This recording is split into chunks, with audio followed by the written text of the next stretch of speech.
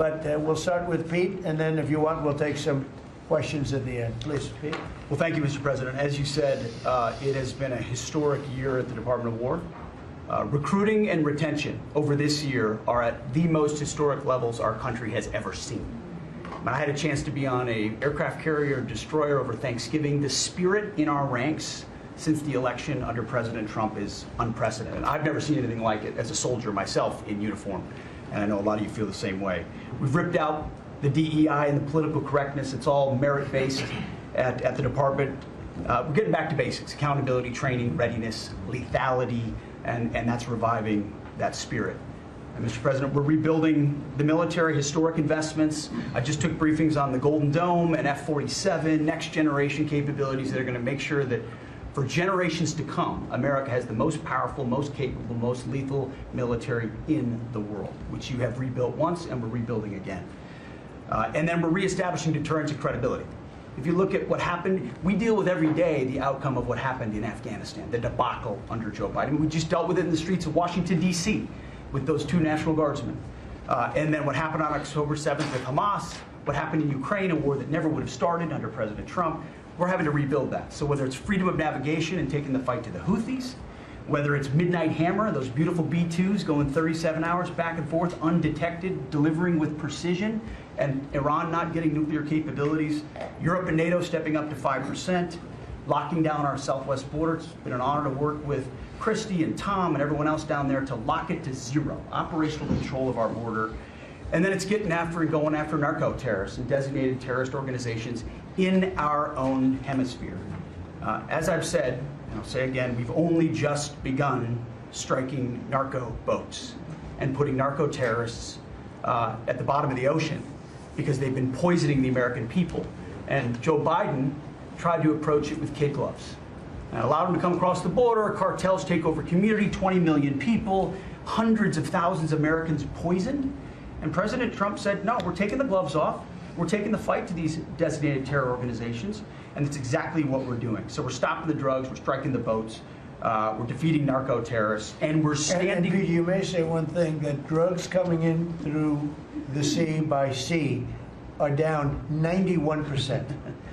And I don't know who the 9% is. I'm not sure either, sir. But down 91% by sea. We've had a bit of a pause because it's hard to find boats to strike right now, which is the entire point, right? Deterrence has to matter, not arrest and hand over and then do it again, the rinse and repeat approach of previous administrations. This is meant to get after that approach. And I will just end by saying, as President Trump always has our back, we always have the back of our commanders who are making decisions in difficult situations, and we do in this case and all these strikes. They're making judgment calls and ensuring that they defend the American people. They've done the right things. We'll keep doing that, and we have their backs, Mr. President. Good job. Thank you very much. Howard?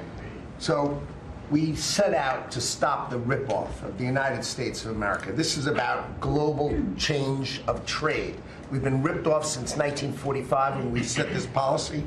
So we set out, and together with my partners, Jameson Greer and Scott Bessent, we set out to change that. So we started, the first one was the UK deal, right? We asymmetric. They pay us 10%, and we get charged nothing. That allows us to export, and that began the process. Then we did the biggest, the European Union, 450 million people, $20 trillion economy. They completely opened their borders to us, and we charge them 15%. That makes America $100 billion a year and turns it back to where our economy is the best. And so it proved that President Trump's trade agenda was the right trade agenda. Then we go to Japan and Korea. They offer us $750 billion in cash to build in America at the president's direction. And we're going to start, as an example, nuclear. Right? We need to have a nuclear arsenal in America of power, the generation of power. So we're going to build hundreds of billions of dollars, financed by the Japanese and the Koreans, meaning they give us the money, we build it here, and we split the cash flow 50-50.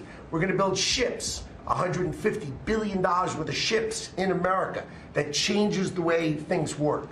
Right? After those trade deals, then you go to how are we going to reshore right? Let's start talking about the auto industry, right? We've been competed against by Koreans, the Japanese, the Europeans. We're kicking our tail. President Trump changed it. 25% tariffs, bring it all home. This year, General Motors stock up 40%, Ford up 34%, and on the same day that we announced we had set all the tariffs, Sean Fain, the head of the United Auto Workers, called and said, I can't believe I'm calling a Republican Secretary of Commerce to tell the president that this is the greatest administration for auto workers in America. Stocks up and auto workers up. That proves that President Trump understands how to take care of the whole ecosystem, both the companies and, more importantly, the people who work there. Semiconductors, right? We didn't build any. The Biden CHIPS Act was a $60 billion giveaway, right? We've now turned that. $300 billion is committed to America. That's going to go up to $750 billion in the next 60 days, right? And then you go to pharmaceuticals, right? $250 billion being invested in America, and then working together with Bobby Kennedy, right? Pounding away on that MFN, working together as a joint team. They're coming to over $250 billion and cutting prices in half. We did the golden share of U.S. Steel to make sure the Mon Valley is protected. Intel gave us 10% of the company, make tens of billions of dollars, right? And the last thing I will say is a year ago today, I was working on transition with President Trump, right? To build the greatest cabinet ever for the greatest president ever. And I, as I sit here today, I can't be more proud of how you did it, sir. You've created the greatest cabinet. It is a joy to be at this table. Amen. You know, one thing we will mention, so they came to see me from Intel, and they had a problem. I said, look, we'll fix your problem, but I think the United States is entitled to 10% of your company. And the chairman looked at me and he goes, you have a deal. Tell them, how much money have we made since I made that deal? It's only $40 billion. 40 billion.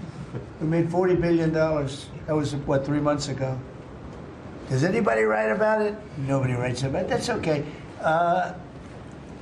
Mr. Secretary, how we doing with transportation? Well, Mr. President, so just quickly on aviation, many of you have heard that we have an infrastructure made of copper. We have to transition to fiber.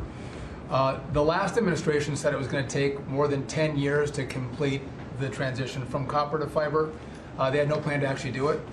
We have already completed a third of this transition from copper to fiber. Now it's going to take longer for us to go from analog to digital. By the way, the rest of the world transitioned 20 years ago from analog to digital. We are just going to do that at the FAA right now, but we're buying new radios. We're going to buy new radar. By the way, those radar are going to be made in America, Mr. President. This phase of the operation will be completed by the time you leave office. It's 3 years. I do need another $20 billion, Congress, to start the second phase, which is really important, and we'll try to get that done also in that 3-year time period, but we need the money, critically important. With regard to commercial driver's license, I think we've covered a lot the crashes that have taken place around the country. And what we found is there have been states that have issued commercial driver's license to foreigners, and they've gone through sham schools, and they're not safe on American roadways. And so, in partnership with Secretary Noem, we have driven those numbers down. We got California, Gavin Newsom, to revoke 17,000 unlawfully issued licenses. We've closed down half of the fake schools that give out these fake licenses, all critically important. Governor Tim Walz of Minnesota gave 33% of these licenses unlawfully.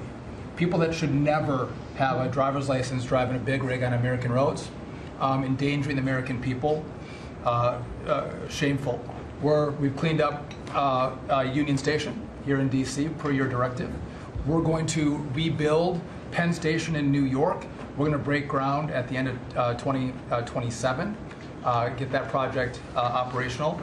And, you know, Mr. President, a lot of us, I fly commercially, I fly back by the bathrooms. I don't know why that happens. They put me in the back. You know, we've asked Americans to bring their better selves, to bring civility back to travel, to say, listen, let's say please and thank you. And if you have someone's pregnant on your flight and you're as strong as Pete is, well, pick up the bag and help her put it in the overhead bin, let's be nice to each other, is what we've asked. Maybe not wear pajamas or slippers on the airplane. And I think it's been received fairly well, and I think we can all have a better travel experience when we do that. And just the last point I'll make is there was a big football game where the Merchant Marine Academy that falls under DOT actually beat the Coast Guard with Christy Nome. We beat them by 1 point, and so we're very proud of that. And so well done, Kings Pointers. So a little bit in a nutshell, we're rebuilding the air traffic control under boot edge. That is supposed to be boot edge. Who's another grossly incompetent person? He'd get in his bicycle, ride to work, and he was just terrible. What they do is they take the fiber optics and they take fiber trying to hook it into copper, and fiber and copper don't mix. You can't do it. But people knew that for the last 30 years since they started doing the fiber. And they spent billions of dollars, and it didn't work. And you saw that by the helicopter crash. You saw that by Into the Plane. You saw that by a lot of things. So we're doing a brand new air traffic control system, and it's going to be the best, and it's going to be from top to bottom. And we have the 3 top companies in the world bidding on it. And it's going to be one bid, and we're going to have one company responsible, and it'll be the best system. And it's going to make this. Look, our skies are safe. Otherwise, we wouldn't let people fly. But we're going to have the safest skies. We're going to have the best system anywhere in the world. We're also going to rebuild Dulles Airport because it's not a good airport. It should be a great airport, and it's not a good airport at all. It's a terrible airport. It was incorrectly designed with a good building. Actually, it's got a beautiful terminal. Saarinen was the architect, one of the greatest architects in the world at the time, a great architect. And so they have a great building and a bad airport. But we're going to turn that around, and we're going to make Dulles Airport serving Washington and Virginia, Maryland, etc. We're going to make that into something really spectacular. We have an amazing plan for it. And other things, but you're doing a really good job. I appreciate it. The people movers of Dulles, we had a crash recently, so we're going to announce that later today. A request for bids on this, but again, it's a not a great airport, which we can make great in this administration, Mr. President. We have a design that's amazing for Dulles. It's going to take Dulles and make it a really bad. It was a badly designed airport. We're going to make it into as good as there is in the country. It'll be exciting. Okay, please. All right. Well, Mr. President, it's good to be here at this meeting because in 1 year you can look around the table and see the change. And I think one of the biggest changes is how this cabinet works together. And I want to start there. There's often been said, I found out some things this year that I didn't know, that the Department of what was Defense, now Department of War, and the Veterans Department had never really communicated. Now, we're fraternal twins, in a way. Pete and I are. He lifts better, I'm better looking. But in looking at this, I mean, he brings them in. He keeps them for a number of years, up to 20 or longer, and then they come in to what the country is committed to our veterans. And if you don't have both ends working correctly, then recruitment lags, morale lags, and we've been able to work and fix a great deal of that. I didn't need to change our name, but I did do one thing. I put the veteran back first at the VA, and we did that in 1 year. How did we do that? We started taking things that have been neglected for a long time and put them back. We had a backlog in which we've dropped over 160,000. We're not talking year-to-year change at the VA. We're talking 5-6 year. We have to go back 5 to 6 year prior COVID numbers to see the change of backlogs that are now reduced. We do it in 6 months instead of the long time it took. In fact, it grew under the Biden administration. It shrank over 160,000 under us. Champ VA, which is a program we have, has basically been back to day to day. It was at a terrible state, which delays and claims and everything's going on. We've got that back.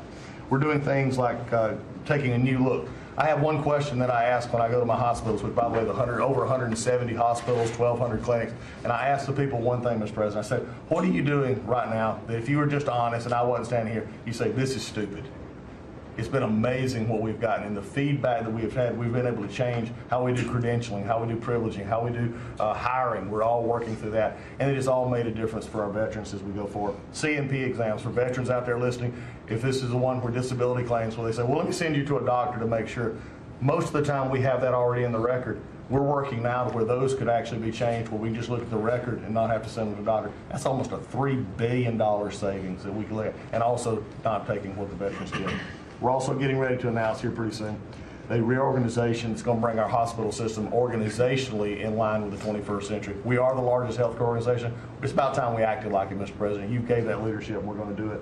And also one thing, community care contracts getting ready to go out. It's one of the largest contracts in the federal government, but it does exactly what you and I have talked about before, making sure that our veterans can get care in the system or in the community, wherever they want it. We're getting ready for that. Now, I have one thing for all the press who really enjoyed the first of the year, saying, oh, you know, they're going to cut all these jobs, 80,000 this, 80,000 at the VA. Mr. President, every success that I just gave you came after the fact, or pretty much after the fact, that we had 30,000 take early retirement. Early retirement, no risk, although you reported it as loss and risk, you can't help yourself. 30,000 took the retirement. Every bit of the success that I just told you about came with a reduced workforce. There was a motivated workforce that said, how can we take care of veterans? That's what this cabinet does. That's what we're doing for you, Mr. President. And you've got the highest approval rating we've ever had at the VA, so that tells you something. You're doing a great job. Thank you very much. Jameson, please. Well, there's been some activity on trade this year. You know, for about 75 years, we had a system, global trading system, that was premised on the United States having totally open borders, right? Not just on immigration, but on goods and services, and everyone else generally kept higher tariffs, higher non-tariff barriers, etc. Obviously, the outcome was we had a huge trade deficit. You took it head on. You gave all of us who work on the file a lot of leverage. So we spent the past 10 months or whatever we've been doing now just going around the world and flipping the script. So now we're in a situation where we've protected our industries, we have the tariffs, and the other countries have decided to take their tariffs down and non-tariff barriers. And we've done it in a very constructive way. We've achieved agreements on reciprocal trade, which are a new kind of trade agreement that's really focused on making sure we have balanced trade, we have reciprocal trade, that we're treating each other fairly. And it's been embraced by the international community. And it's going to be exciting to see what it's like 5 years, 10 years from now, because you've changed it. And that's how it's going to be now. And I think you should be commended for it, and we look forward to seeing what comes in the next few years. Thank you very much. You're doing great. He's doing a great job. Thank you very much. Please. Thank you, Mr. President. Last time I was here, I said that the amount of dereg that we had for regulatory was 30-1. Since then, it's up to 48-1. Your goal had been 10-1, which was in excess of 6-1 in the first term. It's actually much higher than that, but I made my team redo the threshold a little bit because it sounded so unbelievable. But the amount of work that's being done with this entire team is astronomical. And another detail in that is that when we propose a rule, some of the biggest ones that you care the most about don't go into that count until they are finalized. So next year we should be even more eye-popping. One of those to talk about is the federal acquisitions regulations, which you gave us a charge 6 months ago to dramatically reduce. In 6 months, we've lowered it by 25%, 500 pages, 2,700 mandates, which is a third of the mandates. That's going to lead to savings, competition, and speed. So probably $40 billion for the agencies in savings over the course of 10 years. When we get up and running, it'll be north of between $200 and $400 billion. Competition, about 45% of government bids only have one bidder. So you got no competition in that situation. That will now change, and then we're just getting faster, months, and hopefully we turn it into years, which means you all around this table can buy things that you need quickly, and that you have better vendors to come, many of them small businesses who want to participate in the federal procurement process. So making all sorts of improvements on that front is very exciting. Thank you, Mr. President. Great on the regulations. We're cutting them at levels never seen before. And I have the record from the first 4 years, but we're blowing that record away, so it's been really great. Good. Scott? Yes, sir, Mr. President. Great to be with everyone. And, you know, when you were giving your report, which was fantastic, and I listened to the report of all my colleagues here and those that will come, it reminds me when I played in the NFL, we had this thing called game film. You know all about film. And we had a saying that said, the film don't lie. The film tells a real story.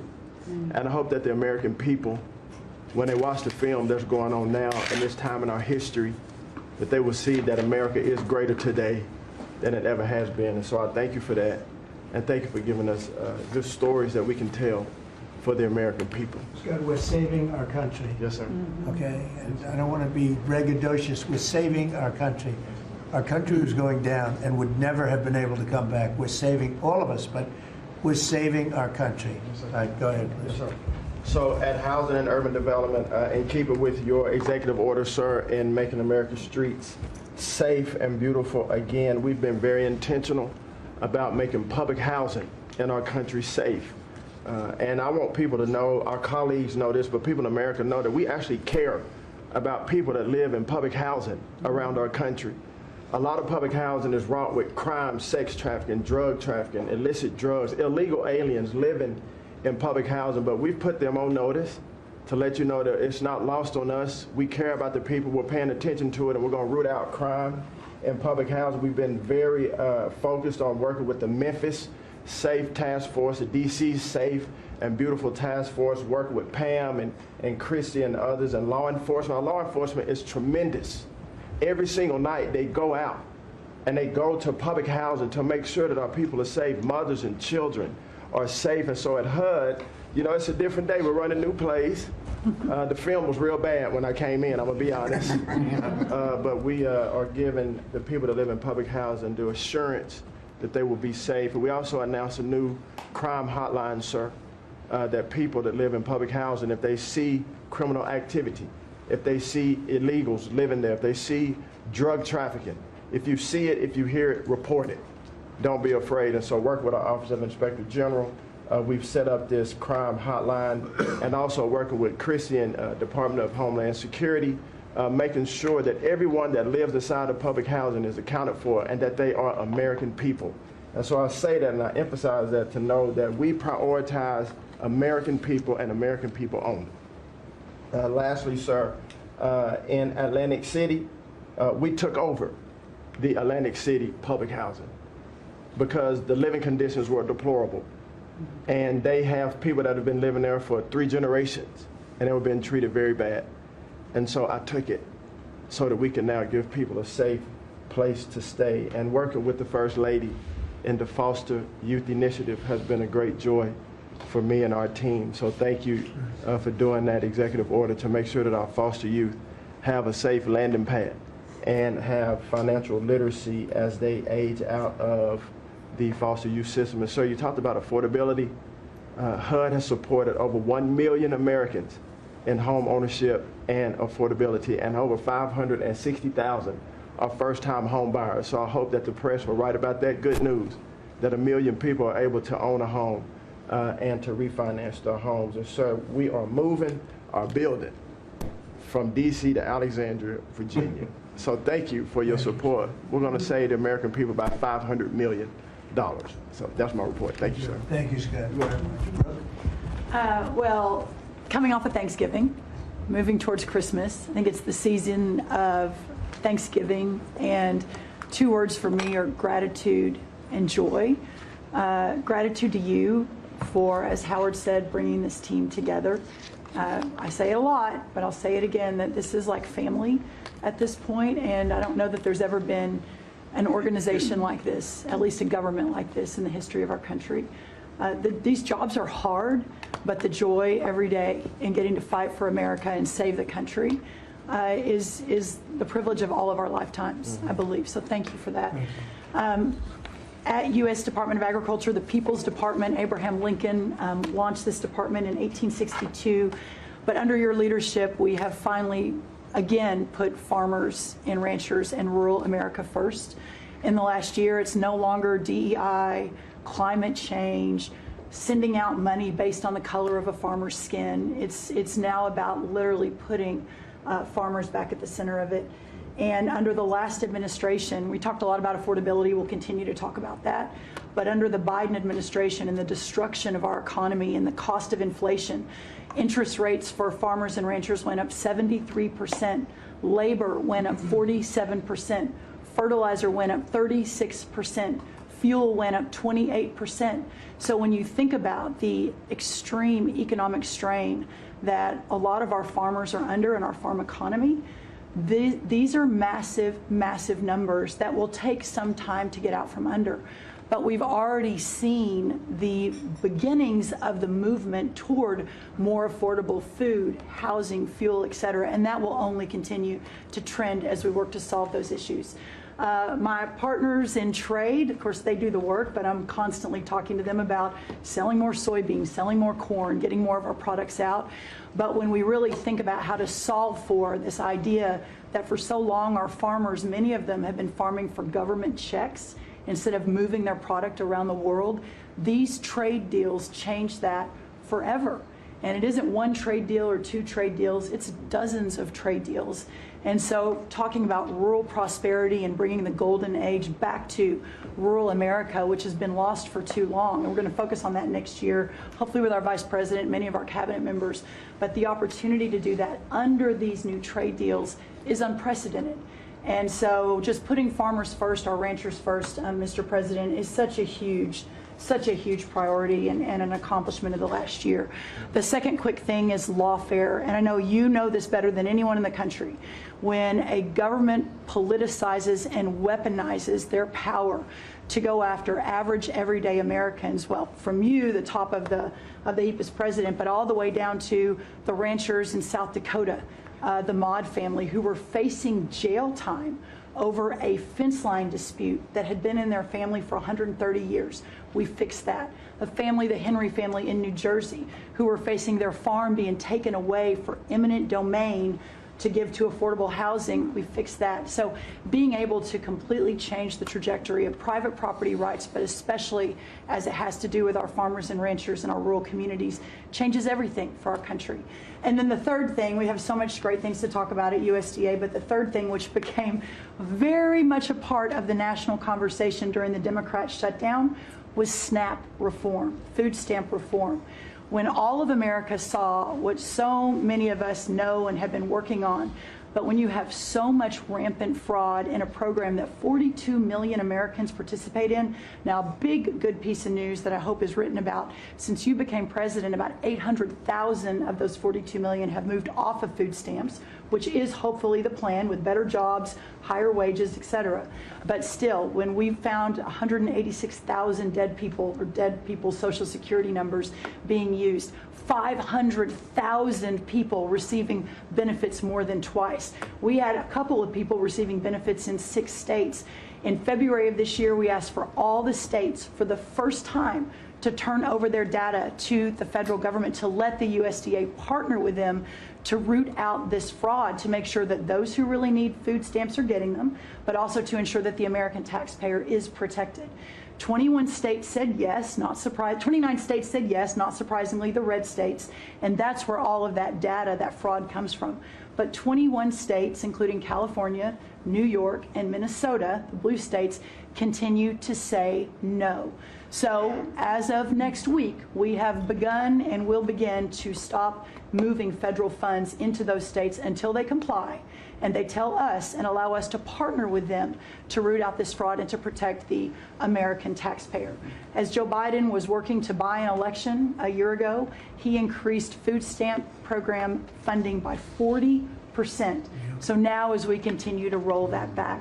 So the partnership in Making America Healthy Again is also in food stamps, but a lot of what Bobby and I are doing together is really remarkable. But again, just gratitude and joy for this work, and so grateful to you. The final thing I'll say, a lot of gratitude to Secretary Marco Rubio for wearing his Aggie maroon tie as a reflection of Texas A&M beating Florida handily about a month ago. So Marco, I want to thank you, and much gratitude and joy in my heart as well. Yes. But thank you so much. We also have to say something about China with one of the largest purchases ever in our country, the soybeans. Yes, sir. And so I want to thank President Xi. We had a great meeting. We were in South Korea, and I went to a lot of other places too, but we met in South Korea, and President Xi was great. And China gave us among the largest orders in the history of your world, agriculture. That's right. So, and sir, may I say, this is the This is the remarkable result of real leadership and your real leadership. Just a couple of days ago, China announced that they were going to halt all purchases from Brazil because they had found some irregularities in some of the soybeans they're buying from Brazil. And what that means is a continued signal that this country and our farmers produce the best, highest quality soybeans, sorghum, et cetera, in the world. And what you've been able to do is open those markets up and, again, move toward an era where our farmers are not so reliant on government checks, but they have the markets to sell their product. Having said that, we do have a bridge payment we'll be announcing with you next week, as we're still trying to recover from the Biden To help years. the, right. To help the farmers. We're going to help the farmers. They did not help the farmers. That's right. Thank you very much. Thank you, sir. Scott? Mr. President, it's been a great year on the economy, but the best is yet to come. The tens of trillions of dollars that have come in investment, both the portfolio investment by companies, investment by countries, that is turning into a CapEx boom for the U.S. Capital expenditures up 15% in history. When CapEx is up, jobs will follow. The One Big Beautiful Bill is an incredible, as you said, thanks to your leadership, along with Speaker Johnson, Senator Leader Thune, we had that done on July 4th, which everyone said was impossible. And the great thing about that bill, sir, for the American people, it's for industry, 100% expensing, build your factory here, you can write it off immediately, but you also insisted on the 4 benefits for working people: no tax on tips, no tax on overtime, no tax on Social Security, auto deductibility for American cars, and that is retroactive. So as a result, in 2026, we are going to see very substantial tax refunds in the first quarter. So the best way to address the affordability crisis is to give Americans more money in their pockets, which is what this bill has done. We're going to see real wage increases. I think next year is going to be a fantastic year. Taxes, deregulation, energy certainty. That's why everyone with your leadership is coming to America. Bond market had its best year since 2020. Everyone said couldn't be done. So we're going to have growth. We've had 2 4% quarters before the Schumer shutdown. We're going to go back to that. So not only are we going to have great growth, but it's going to be low inflationary growth. And stock market obviously is following, but next year is going to be the year for Main Street as all this kicks in. And you came in, immigration, I called it the 3 I's: immigration, interest rates, and inflation, that were killing the American people. Close the border, the promise kept. Interest rates are down, and 10-year bond, again, best year since 2020, and inflation led by energy prices is going to roll next year. I think it's going to be a fantastic year. That we can look back, be very proud of this year, but I think 2026 is going to be great for the American people, thanks to you. It's going to be great. Thank you very much. Mr. Vice President. Thank you, Mr. President. It's an honor to serve with this great team that you've assembled. And I just want to pick up on something you said, Mr. President, because you hit the nail on the head, that it is absurd that Democrats talk about an affordability crisis that they created and the people around this table work every single day to address. You'll hear a lot of statistics today. You hear a lot of statistics in our political conversation. I think the most important statistic for the American people is that under the Biden administration, the average American family lost over $3,000 of household income. And under the first 10 months of this Trump administration, they have gained over $1,000 of household income. What that says very clearly is that we are fixing the problem that Joe Biden and the Democrats created in the last administration. If you look at every affordability crisis that's confronting the American people today, it is traceable directly to a problem caused by Joe Biden and congressional Democrats. Why did homes get so unaffordable? Because we had 20 million illegal aliens in this country taking homes that ought by right to go to American citizens. Why did tax bills get so unaffordable? Because Democrats were raising taxes while congressional Republicans under the president's leadership, we're now cutting taxes. Why did food get so expensive? Because we printed trillions of dollars and threw it into green scams that made our agricultural economy suffer while Americans were paying higher prices for food. On every single one of those issues, Mr. President, I think we've made incredible progress. But it would be preposterous to fix every problem caused over the last 4 years in just 10 months. I think that we've done incredibly good. But what I see over the next year, and you heard Brooke talk about joy and gratitude, what I really think this season represents for me, and I think for the entire administration, is that we have now done incredible work to fix what Joe Biden broke. And I think the next year in American growth and American prosperity could be the best year that we've had in the United States of America. It's going to happen because we're all working hard. It's going to happen because we have the greatest country in the world. But I think for congressional Democrats in particular, if they want to talk about affordability, they ought to look in the mirror. We are fixing what they're broken. We're proud to do it. It's the job that we were elected to do. But I think 2026 is going to be the year where this economy really takes off. Thank you very much. Thank you, sir. Great. Yeah. President Trump, thank you for talking about Sarah. Heartbreaks for her family. And Andy is doing well. His parents, Melody and Jason, wanted me to tell you, and I was with them yesterday in the hospital. He's a miracle. I was there when the surgeons came in, and they wanted you to know this. He's a miracle, and if everyone in this country can continue to pray for that family. He's got a long road ahead of him, but he is a miracle. And of course, our DC initiative is led by our amazing, and the monster will be held accountable who did this. Our marshals, of course, are leading the DC Safe effort. We have made over 7,000 arrests at your direction. DC is safe again. Working with everyone around this table, Pete and everyone. Scott and I were in Memphis together last week, and everyone, and Bobby, your HHS, doctors and medics are on the ground to help people in Memphis and DC. In Memphis, we've made over 3,500 arrests so far, and Homeland Security, Christy, you've been instrumental in this. But it's everyone working together as a team. We even have Treasury agents out there. It's unbelievable, on the ground in DC and Memphis. Of course, law enforcement first, FBI, Kash Patel has led the FBI. We have a 100% increase in the arrest of violent criminals, thanks to your leadership. DEA, led by Terry Cole, over 45 million fentanyl pills, 4,200 kilos fentanyl powder. That is the equivalent of 347 million potential lethal doses. That's unbelievable that you've taken off the streets of our country. And the weight of all the drugs combined taken off by DEA is the weight of 17 full semi-trucks of the drugs just since you've been in office. The drugs that had flowed into this country under the previous administration. ATF, led by Rob Sakata, has seized more than 31,000 illegal guns. 31,000. Unbelievable at your leadership. 19,000 of those were from trafficking cases. We've been sued on the legal front now.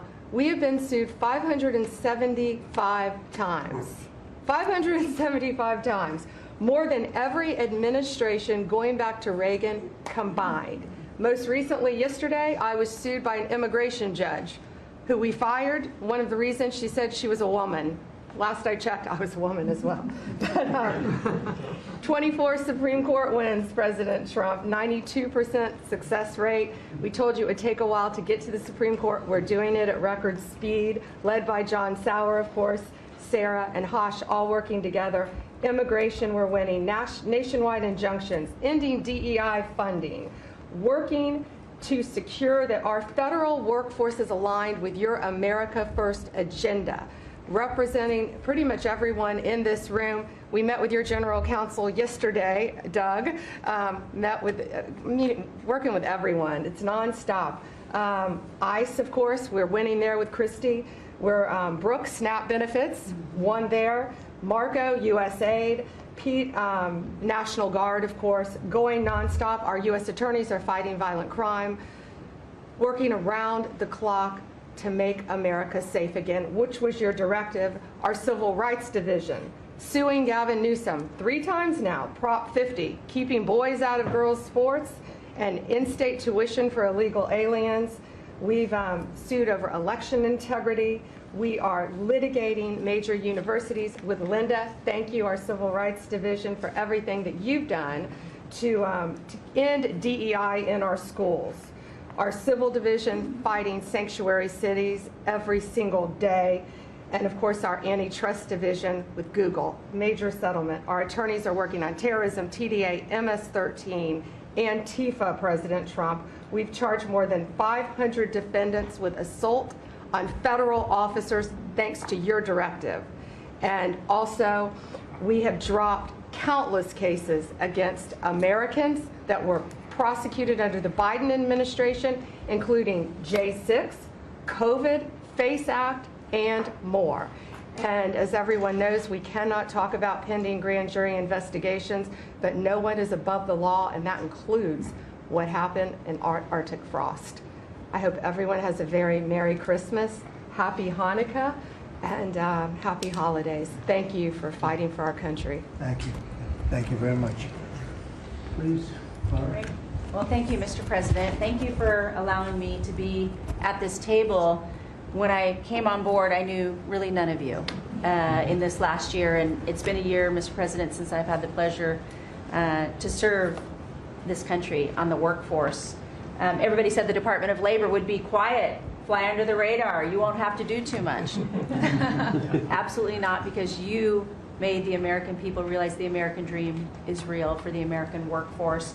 And it's been under your leadership, Mr. President, that over 2 million jobs that has been created since you started have been native-born workers.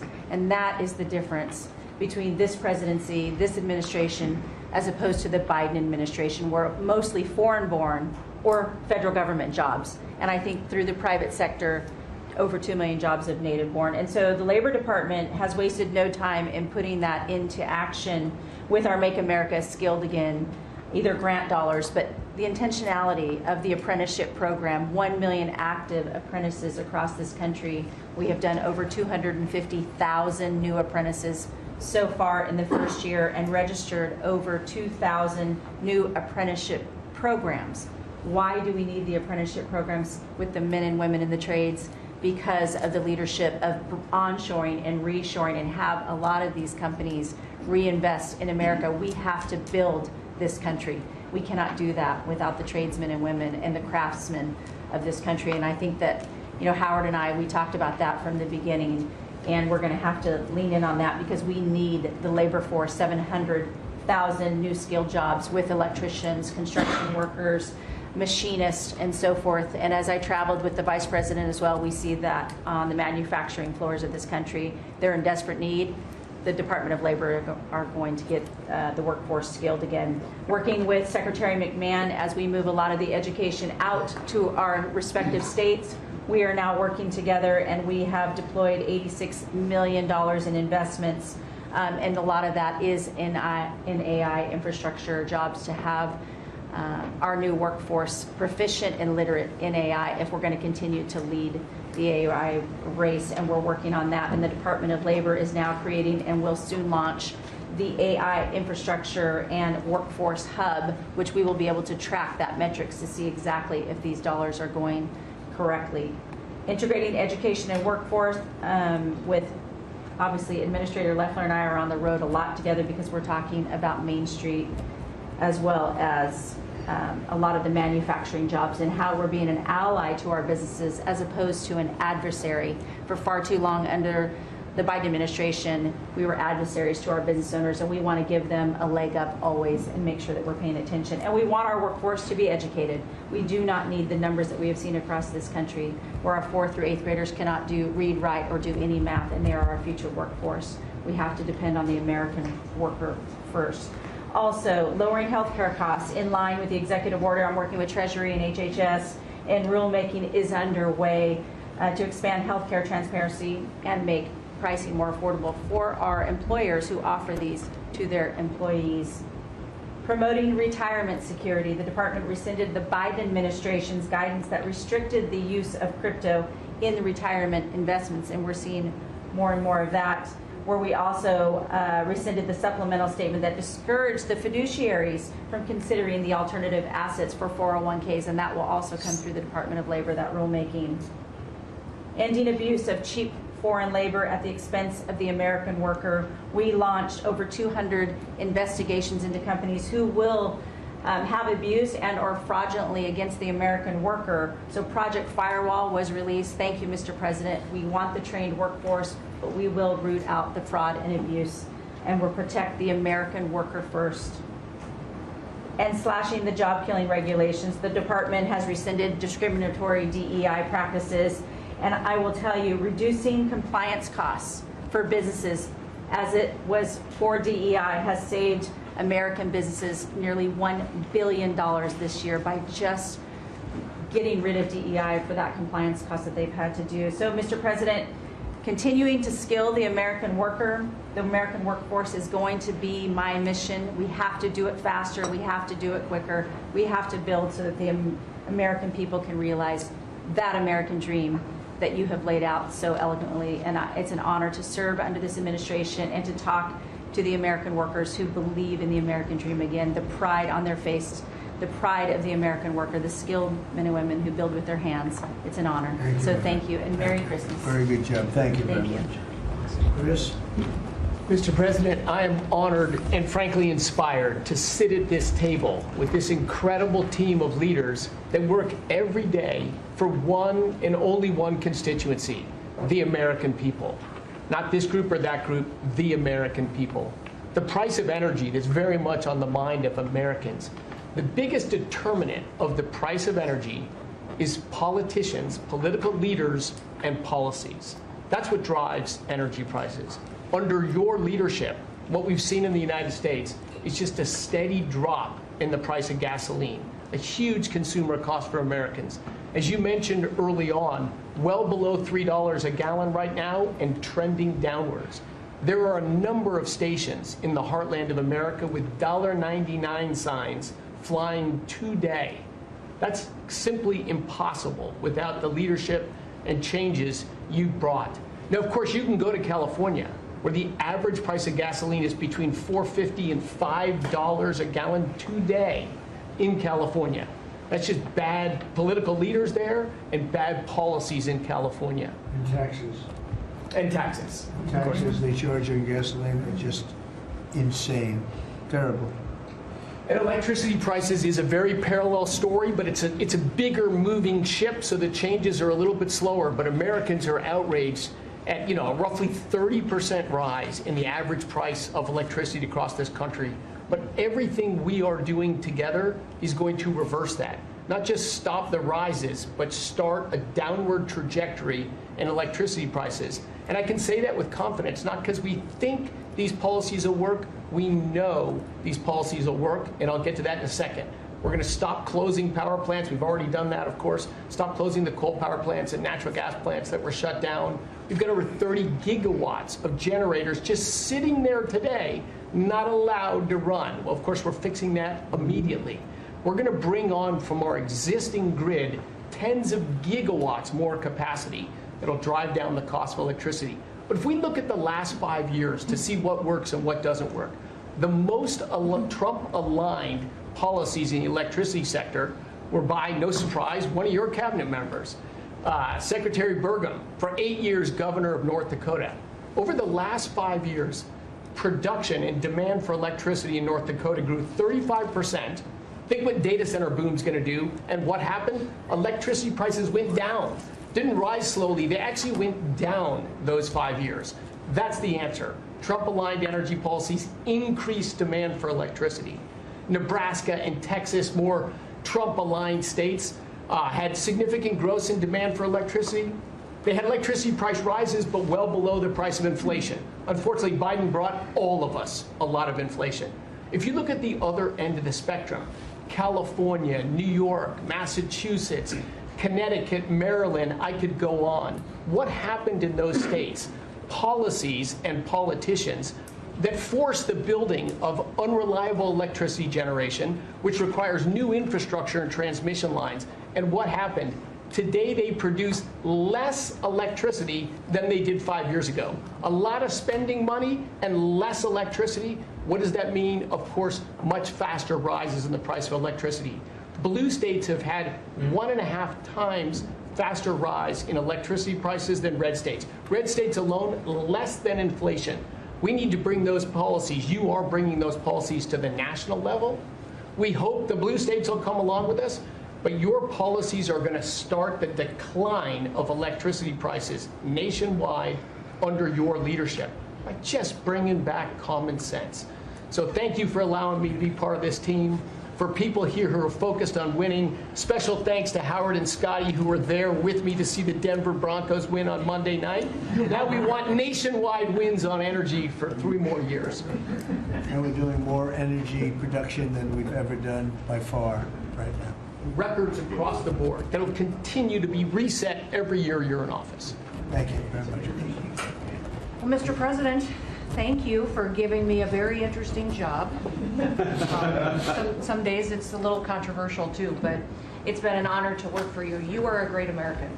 The fights that you pick are the right fights, and they're always on behalf of this country. So I appreciate the chance to do this job heading up this department. If you think about what Joe Biden did with the Department of Homeland Security, he used this department to invade the country with terrorists. He opened up the borders, let anybody come in that wanted to. He put them on airplanes. He let them through our airports. If they could figure out a way to get to our shores and in our country, he just opened the door and invited them in. So it's our job to get them out. And I want to thank you for this team, because I look around the table and I think every single person here has helped me do my job over the last year. They've supported us at the border and given us resources. Marco negotiates all the travel documents and relationships with other countries to take their people home. 2 million people have gone home already. The people that were here illegally, you've removed from our country and sent home. And we're going to send more home for the holidays too, and make sure that they get to be with their families in their countries. Yes. Mostly the bad ones. That's right. Focus is the bad ones. That's right. And there are a lot of them. They're terrible, horrible people. And Pam makes sure she's fighting for us in court so that we can get up every day and be bold. We're going to hire our 10,000th ICE officer. Will be on the job within 10 days. So we have hired 10,000. We've had hundreds of thousands of applications. We've got within the department, TSA went through this government shutdown without any delays. They all showed up for their shifts and worked hard doing security. And they have been absolutely fantastic. Sir, you made it through hurricane season without a hurricane. Yeah. And so FEMA, you kept the hurricanes away. So we appreciate that. And FEMA is deploying resources and dollars 150% faster than ever before. So somebody does have something bad that happens to them, you are immediately there helping them and telling them they have the resources to get back up on their feet. So we have built and deployed hundreds of miles of border already. You have cut the fentanyl flow over the southern border by over 56%. You've saved hundreds of millions of lives with the cocaine you've blown up in the Caribbean. And you told me to look into Minnesota and their fraud on visas and their programs. 50% of them are fraudulent, which means that wacko Governor Walz either is an idiot or he did it on purpose. And I think he's bold, sir. He brought people in there illegally that never should have been in this country, said they were somebody that they're not. They said they were married to somebody who was their brother or somebody else. Fraudulent visa applications, signed up for government programs, took hundreds of billions of dollars from the taxpayers, and we're going to remove them and we're going to get our money back. And we're going to, this next year, make sure that we only put people in leadership positions in this country that love this country and have its back. So thank you for letting us get up every day and have a purpose. We Thank you appreciate very it. much. Thanks, Chrissy. Appreciate it. Mr. President, you're exactly right. We are saving this country. We're doing it one Main Street at a time, and we're doing it at record speed and at record levels.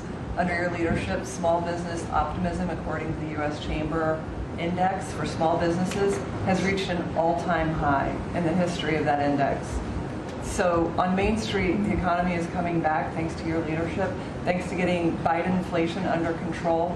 Small businesses' #1 concern right now is finding skilled labor, and that's why Secretary Chavez DeRemer and I have entered into an MOU to speed that workforce to small businesses that under this administration are now at record levels. 36 million small businesses have now taken on board, for the first time in the SBA's history, $100 billion. That's $45 billion in small business lending at 85,000 small businesses, most of that under your term, and $52 billion out to small business investment companies. So we are running this agency like the best run bank in the country. We are growing small businesses across Main Street, and we're deregulating to the tune of $100 billion, working with all my fellow cabinet members. And thank you for putting together the best cabinet in history. Iron sharpens iron, and thank you for bringing such a strong leadership group together. And then finally, I've walked factory floors from Alaska to Maine, and the workers, the small businesses, most manufacturers in this country are small businesses, 600,000 of them. They are so grateful to your fair trade, low inflation, deregulation agenda that is creating national security and economic security in this country like never before. And so I want to also finally thank you for bringing faith back to the White House, to this administration. I want to thank Brooke for hosting the Cabinet Bible Study and invite everyone tomorrow to Bible study and making this country something that we can be so proud of under your leadership. And I am so blessed and honored to be part of this team. So thank you, Mr. President. Thank you very much. Thank you, Mr. President, for your leadership. I am truly grateful to be a member of your team here at this table to help support you in delivering on the promises that you made to the American people.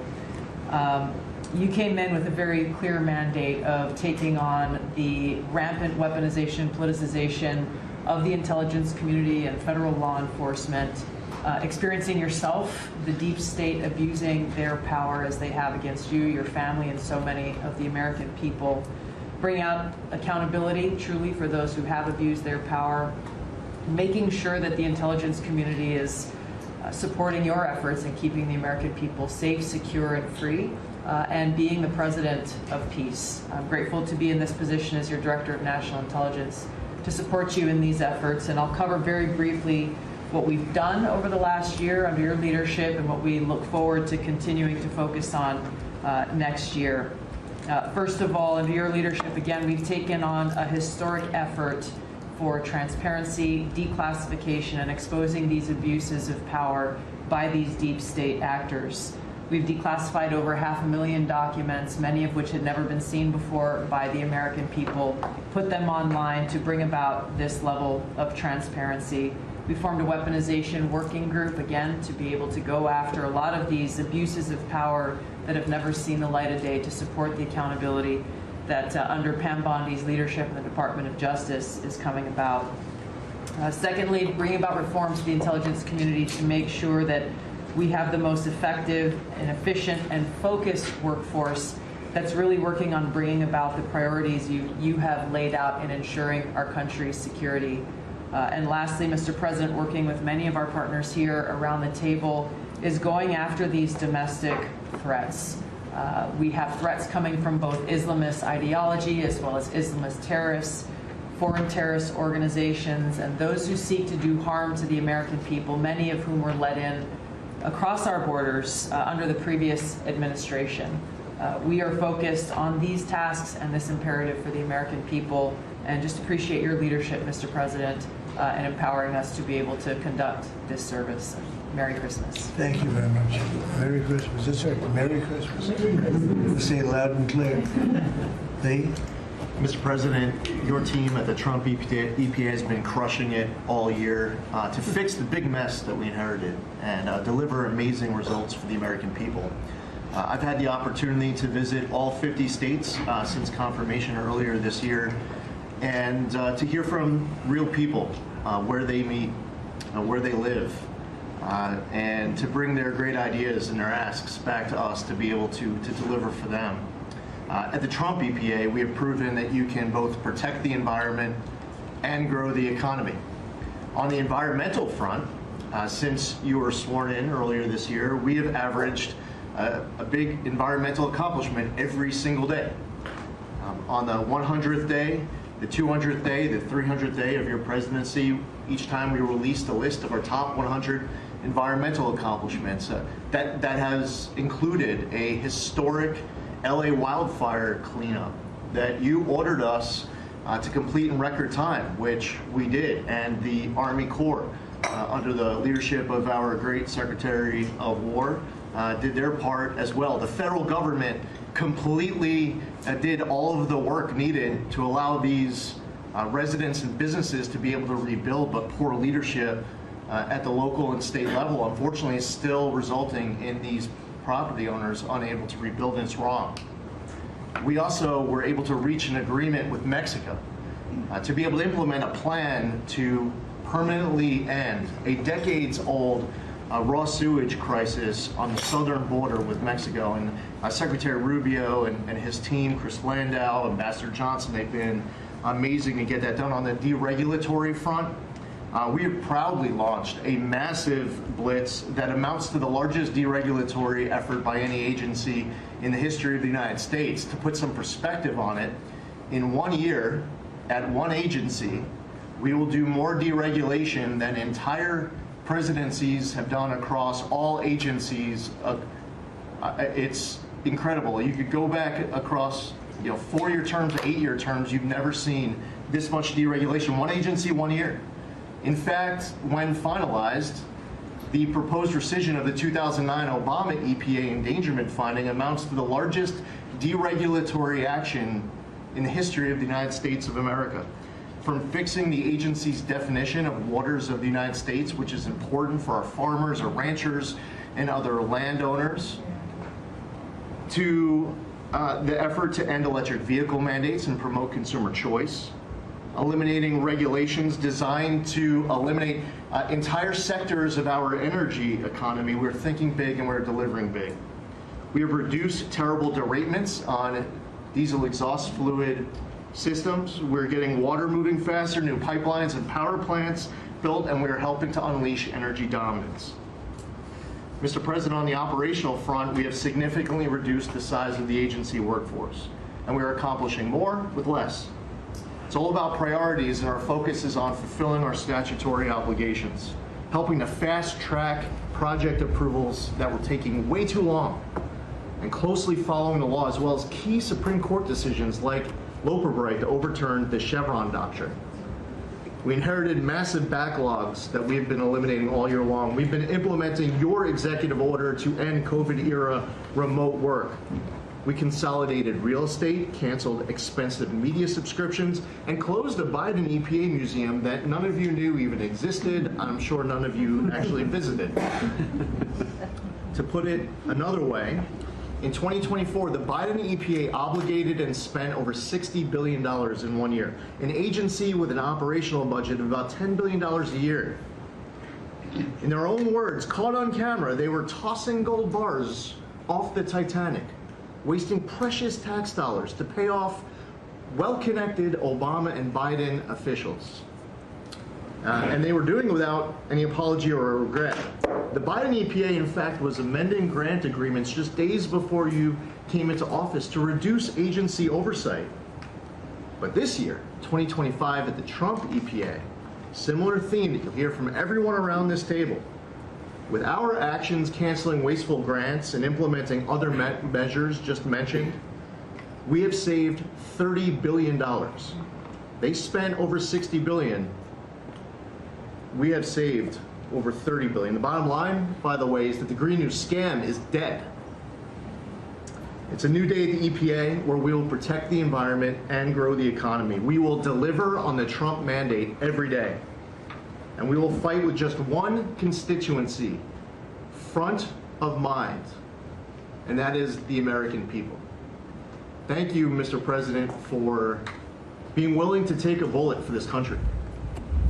And if you were to ask me what I'm grateful for, whether it's a Thanksgiving, it's a Christmas, a Hanukkah, a New Year's, any time of year, the fact that this president, after 4 years serving in office, he could have just left it in the rearview mirror and went on to really enjoy retirement.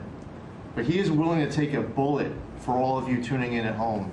because he believes in his flag, our freedom, our liberties, and to save the greatest country in the history of the world. So I'm grateful this holiday season for you, Mr. President. You're willing to take a bullet for all of us, and by all of us, it's the American public. Thank you. Thank you. Mr. President, good morning, everyone. Well, in spite of the fact that your charge to me is to fire myself, we've really been incredibly hard at work making sure that we can return education to the states. And as I sit and listen to all the emergencies that we are addressing in this country, from the economy to our borders to everything that we're doing, I would say, sir, that if we do not fix education in our country with this hard reset that you are expecting, I think the greatest national emergency we could face is our education. Because if we are not going to educate our children, we're going to continue to fall behind the rest of the world. When there are only 30% of 12th graders, 8th graders, and 4th graders that can read at proficiency level, that is an incredibly harsh statement to make about our country. And you told me when you first were elected president, and you looked at, I think, right after you took office, the first NAEP scores, which is Nation's Report Card, came out and showed how far down we were in educational proficiency in our country. And not only the NAEP scores, but the international scores as well showed us about a third from the bottom. You told me you were not only embarrassed, but you were angry about this, and that we had to do something to change this in our country. And we took a hard look at it, and you absolutely said the bureaucracy of education in Washington is keeping its thumb on preventing growth, what we should have, because it's best handled at the state level. Letting states put their programs in place, and some states are going to do it a lot better than others. But it's not going to happen from Washington, D.C. And when I hear things like, well, with no disrespect to any other country in the world that have really great programs, Germany, Sweden, Norway, I hear about this all the time. Point of fact is, they're this big. The United States is this big. We can't do it from Washington, D.C. It has to be done at the state level. So what we've been doing, as Lori brought up, Secretary of Labor brought up, we have a great working relationship. We have already signed and implemented one MOU or interagency agreement to handle the WIOA program and the Perkins grants to make sure it works. I call these, these are programs, pilot programs that we're putting out there. And if these are going to work, we will be able to permanently transfer these programs to other agencies. They're working like a charm. We've taken some of our best people in education. It still operates under the budget of the Department of Education and under the management of the Department of Education, but working with Lori's personnel. And when I hear pushback on that to say, well, how can this possibly work to take education and put it in labor? Let's be efficient. One example, in order to draw down on a lot of the grants that they are helping us with, we're using their grant system. The grant system at the Department of Education is like held together with bubble gum and rubber bands. And it did not interact with any other agency. Now, we have this really smooth operation already in labor. So that has prompted us to sign also other interagency agreements, 2 more with labor, 1 with HHS, 1 with the Department of State, and we'll be moving other programs, but these are proof of concept. Let's make sure they're working and working smoothly before we ask Congress to codify these permanent moves. So that's kind of in the world of K through 12, what we're looking at right now, but in the world of higher education, as Attorney General Bondi mentioned, we've been working really very hard to make sure that we've got anti-Semitism and DEI out of our universities, and put some pretty stiff fines on, worked some good deals. I've enjoyed working with Harmeet, who is just an incredible negotiator. So we're bringing all of that to bear as well. So I can say, sir, that we are moving to return education to the states and to bring the level of education back up, making sure our students can read, are reintroducing the science of reading in schools.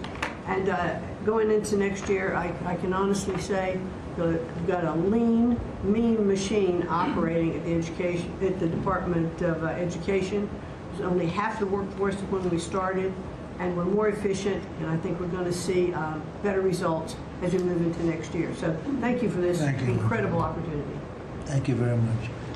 Thank you, Mr. President, during this holiday season for empowering us at HHS, me, Dr. McCary, Jay Bhattacharya, and Dr. Oz, to change the trajectory of this agency towards public health in a way from the tradition of serving the mercantile interests of the medical industrial complex and the big pharmaceutical companies.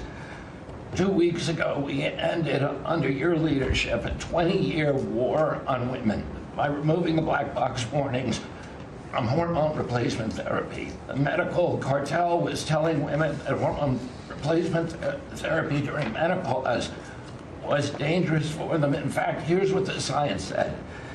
It diminishes the risk of fatal heart attacks by 25%, cardiac disease by 50%, Alzheimer's by 35%, bone fractures by 50 to 60%. It improves appetite, it improves sleep, it improves energy, it improves happiness. There are tens of millions of women in this country who have been deprived of that therapy because of scientific malpractice by the medical cartel. We are now remedying that, and this remedy will now be available to all women who want it during one of the most difficult transitions of their lives. MFN is one of our greatest accomplishments. It would not have happened without you. You were the only person who believed in it. You drove us to get it done. We've now made agreements with the 5 biggest pharmaceutical companies. We have 12 more in the lineup to make agreements. By the time this administration leaves office, 95% of the drugs in this country we will have the lowest prices of any nation in the developed world. Americans are already getting the benefits from these. These companies are already lowering these prices dramatically, as you noticed.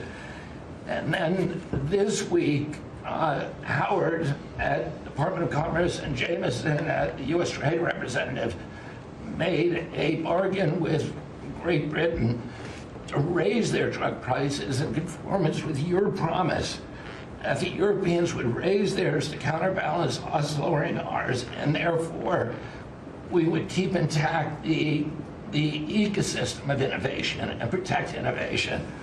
So congratulations on that, Mr. President. When you first asked me to take this job, one of the first contacts we made was with a leading economics professor, health economics professor at Harvard.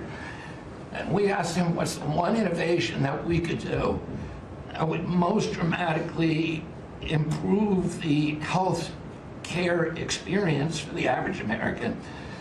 And he said there's no contest, it's to get rid of prior authorization. Thanks to your leadership, we were able to convene the largest insurance companies in this country and do something that every administration, every Congress has promised for the past 30 years. We actually got it done. We convened the insurance companies representing 280 million Americans and got them to agree, most of them by January of 2026, for 2 months from now, to remove prior authorization for most of their procedures, for all the procedures we want them removed from. And that means that American patients at the point of care will be able to get an answer immediately. If your doctor says you need knee surgery, you will know before you leave that doctor's office whether your insurance company will pay for it or not. Similarly, healthcare records, the tech industry has refused to share healthcare records. You asked us to change that. We convened the 60 biggest tech companies at a conference that you presided over about 2 months ago. We now did a secondary conference which 400 leading companies all come in and agreed to remove any kind of blockages where individual Americans can get their own health care. Americans own their health care records, yet they were not able to access them. And if you lived in New Jersey and you moved to Oregon and you got injured, you went to a hospital, you would have to spend maybe 45 minutes filling out forms on a clipboard. Because your doctors there could not get your healthcare records. They couldn't get your blood type, your allergies, all the things that they ought to know immediately so they can save your life. Now that has all changed, and all these companies now have agreed to remove all the blocks on sharing healthcare records.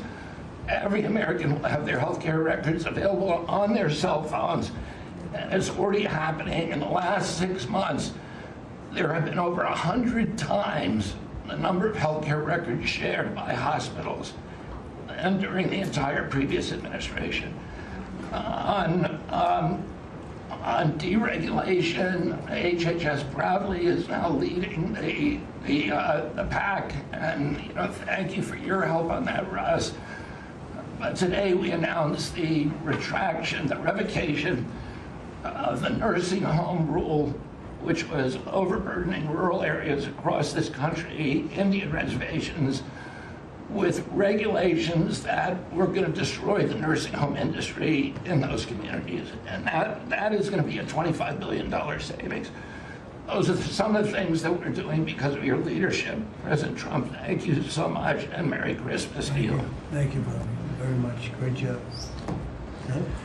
Well, Mr. President, you've assembled an incredibly talented group here. If you took a look at this group compared to any Fortune 500 leadership team, any group of startup folks, I mean, this is an amazing group, and the breadth of what's being accomplished. And the timing couldn't be better because with your leadership and vision, you've set us up for this age of abundance as we head into next year, the 250th anniversary of this country. And what are we heading into that year? As we've talked around the table, you've heard about massively lower taxes, massively lower regulation, abundant energy, record capital investment coming in, job growth. I mean, we are set up to really have something to celebrate next year. And I just again want to say thank you to everybody around the table. You gave us one big assignment in Interior. Of course, Interior, largest balance sheet in the world. In the Department of Interior, if it was a standalone company, 500 million acres of surface, 700 million acres of subsurface, over 3 billion of offshore from Guam to the Virgin Islands. And you said, we got to take care of that balance sheet. We got to develop those resources. And what have we done across that? Producing record amounts of oil, record amounts of gas. And again, we set out with a goal, energy diplomacy, sell energy to our friends and allies. We're exporting a record amount of energy to all of our friends and allies around the world. That's helping do that. And you're giving a gift to America as we head into this. You're giving us peace abroad, and you're giving us prosperity at home. That bodes so well for our country. One small little gift that we're giving to all Americans from one teeny part of Interior, which is the national parks, is that not only are we keeping prices low for all American citizens, offering 10 free days for our national parks next year to coincide with our holidays, but also a $100 surcharge for non-residents. That is going to raise hundreds of millions of dollars for helping restore and preserve all of our best parks. So as we close out with it, I want to also say a big celebration going on here in Washington, D.C. We've been thrilled to be part of the National Park Service, the U.S. Park Police, part of this great effort across a number of us on making D.C. safe and beautiful. This will be the safest and most beautiful capital in the world. We are doing so many things, whether it's hundreds of homeless camps, thousands of graffiti sites, cleaning up ponds and fountains, preparing this thing. The United States is never going to be performing better economically. It's never going to be looking better, just like the White House has never looked better, all because of your vision leadership. So again, thank you, sir. You've given an incredible Christmas gift to Americans by setting us up for an incredible 250th anniversary. That's very nice. Thank you, Dad, very much. Marco? Well, thank you, Mr. President. First of all, this is a very talented team, as you've seen, and as you know, because you picked every single one that's on. You deserve tremendous credit for doing that. It's an honor to be in this role. It's also an honor to be involved in and be a witness to what I believe is the most transformational year in American foreign policy since the end of the Second World War, at least. And it's transformational because for the first time in a long time, we have a president who basically puts America at the forefront of every decision we make in our relations with the world. And that may sound weird to people, like, of course you always do. No, that hasn't always been the case until about a year ago. And I think we've all witnessed in our own respective spaces how in every interaction the president has with the world, the goal he has in mind is very simple. Does what you want us to do, or is it what we're going, or is it going to make us stronger? Is it going to make us richer? Is it going to make us safer? If it is, he's for it. If it's not, he's against it. If something's going to make America weaker or poorer or less safe, the president's going to be against it. And every single thing he has done in our foreign policy has been driven by the American people in mind. And I can go down the list. Why has he focused on mass migration? It's very simple, because no country is safe if you can just walk in without us knowing who you are into your country. We've seen the destruction that that's wreaking, not just in our own country, but the impact that it's having in Europe and in many other parts of the world. You talk about trade deals and the trade situation has been involved in. People, all this reporting on it, it's very simple. The president views the last 40 years as an era of which American workers and American farmers have been ripped off. They've been ripped off, and what he's saying is we want to have a trade with the world, but it has to be a trade in which American businesses and American workers and the products they make and what American farmers grow and produce has a fair shot to be sold around the world. On issue after issue, that's been the case. You talk about foreign aid reforms. This is not our money. This is taxpayer money. When the president has said is we're going to do foreign aid, but we're going to do foreign aid for countries that are aligned with the United States and in a way that doesn't waste the taxpayers' money. Mr. President, you deserve tremendous credit for that. Many of us, the Vice President, by the way, I want to acknowledge, has played an extraordinary role in our foreign policy, and he too has been a witness to all of this as it's been occurring, and he's been a big part of it as well. You talk about NATO. The President's not against NATO. He went to NATO and basically said, look, you guys, we're paying all the money, and he got them to do the 5% commitment, which everybody said was never going to happen, it was impossible. Everything this president does is driven by the American people. Whether you don't have to agree with the actual move, but understand the motivation. The motivation is always you, the American people, and what's good for you, for your family, for the country, and for our economy. But the president is also committed to peace in a way that all of us have seen. He achieved in Gaza, and he does it, by the way, not just because he hates war and he thinks wars are a waste of money and lives, but because he's the only leader in the world that can. No other leader in the world could have pulled off what happened in Gaza. And I can tell you, I can't get into the details. The Vice President knows what I'm talking about. That deal doesn't happen without the president's direct interaction with the leaders that were involved in this decision making. And everyone said that deal couldn't hold. And then the president shepherded through the United Nations of all places to get a global coalition of countries to line up behind the peace deal, behind the border peace. And it's still, every day is a challenge, but it's been driven personally by the president. It's the reason why we're involved in this whole Ukraine-Russia conflict. That's not our war. It's not the president's war. This war started, it never would have happened if you'd been president. But this war is going on, and the president is trying to end it, not because, listen, we got a million things to focus on in the world as a country, but he's the only leader in the world that can help end it.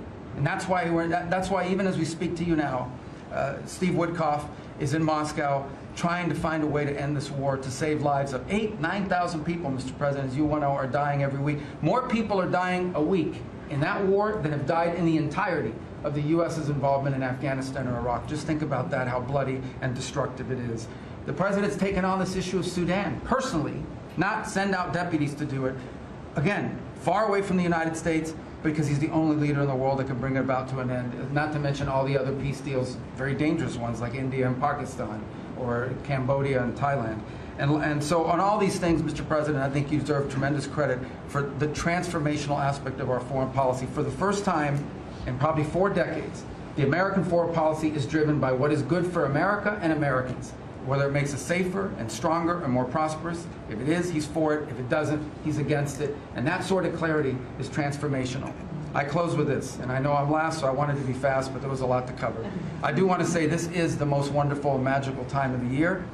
By that, of course, I'm referring to the college football playoffs. And I just want to say this as a point of personal privilege.